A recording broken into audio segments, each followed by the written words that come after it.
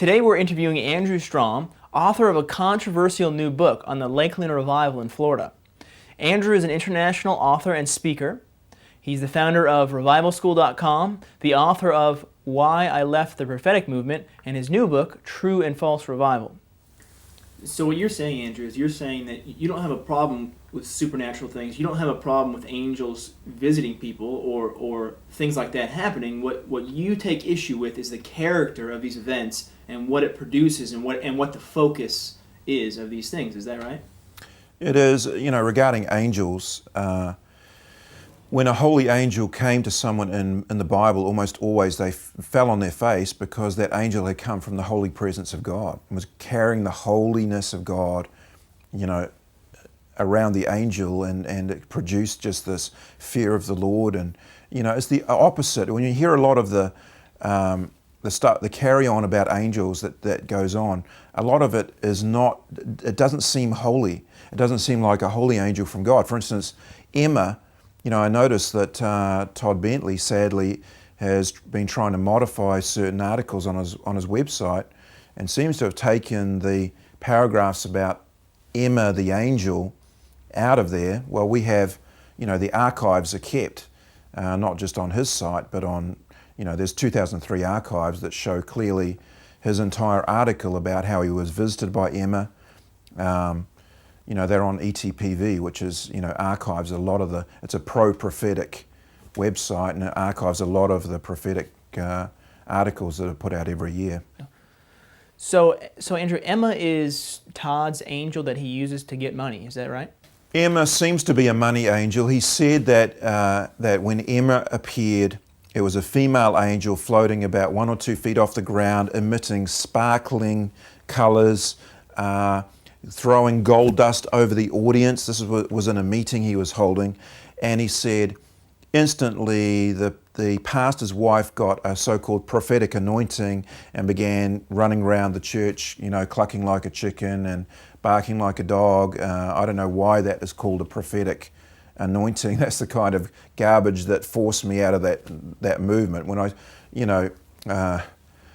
words fail me really to describe the mindless type of stuff that you have to put up with if you're going to stay in the prophetic movement, because it ends up you're living in this Weirdsville zone where all this kind of totally out of whack stuff is treated as normal.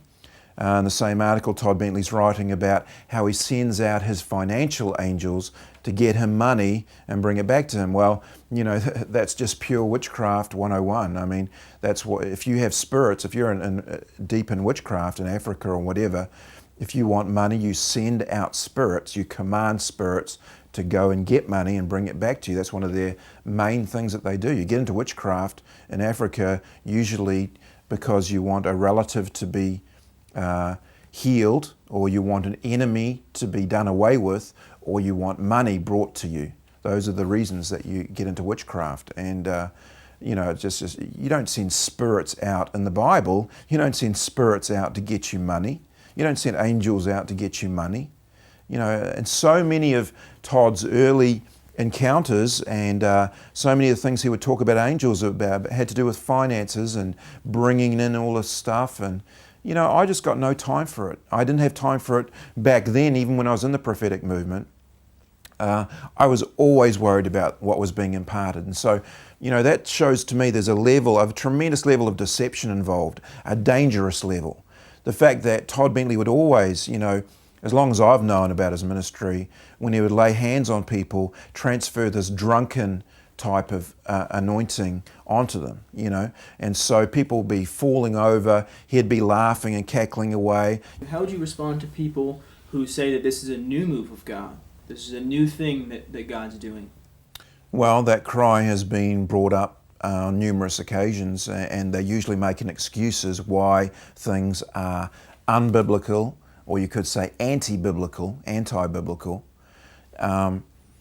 My view is this: God always does something new in every revival, but in a very real sense, it's always old. It's always going back to the original thing.